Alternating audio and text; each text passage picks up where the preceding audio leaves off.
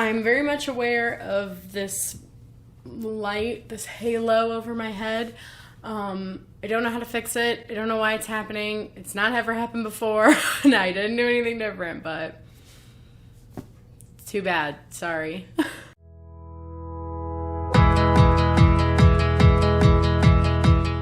Hello again, everyone, and welcome back to A Little Catholic Boost, a daily reflection on the readings for Mass.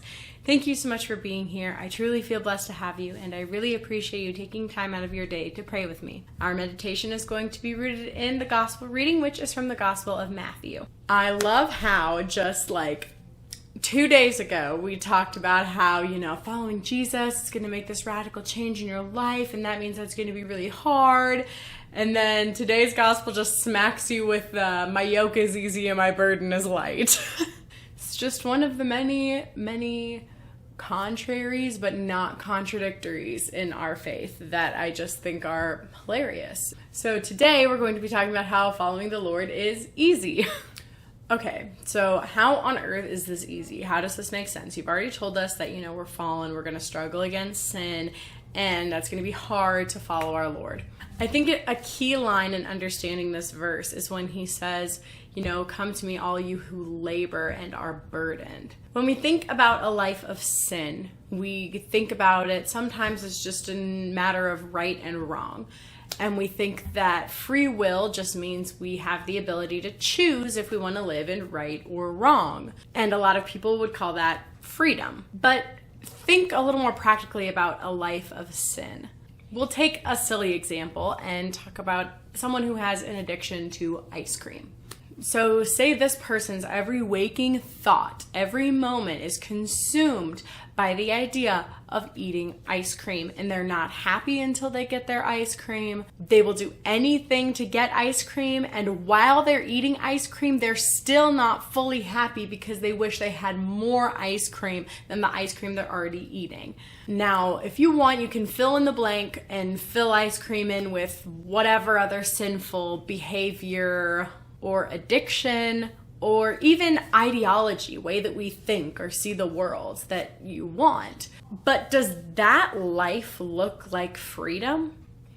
I mean, yes, we have the choice of whether or not we do that thing, but once we participate in it, are we free? Actually, no. A life of sin and a life of doing wrong is enslavement. You become a slave to your passions, to your desires. That's not freedom. You can't feel happy until you do XYZ thing, or behave in XYZ way, or talk in a certain manner. True freedom is doing the good. I mean, I've talked about it before, how the things of this world really can't get us down. They can't rob us of peace and joy because we know that we're made for so much more than this.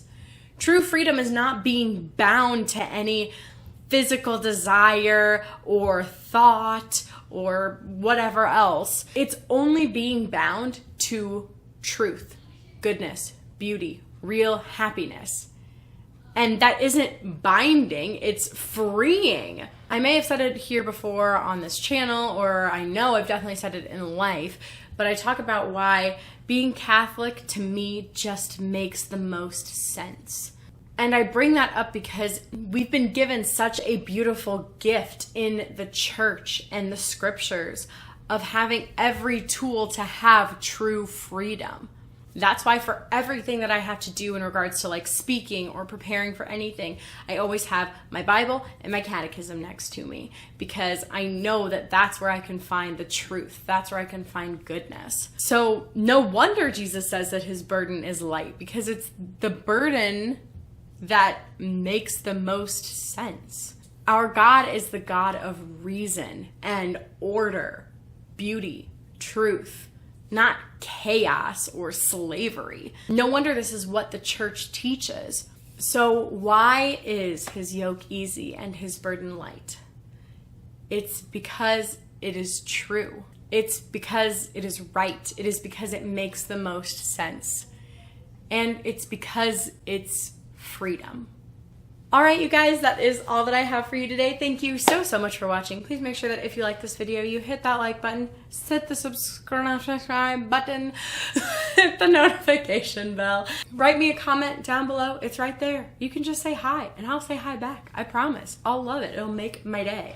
Also, be sure to follow me on Instagram and give me ideas for videos or tell me how to do Instagram better because I'm not very good at it. But above all, more than anything else, I hope you have a wonderful day. May God bless you and may we all ever grow in love with our Lord.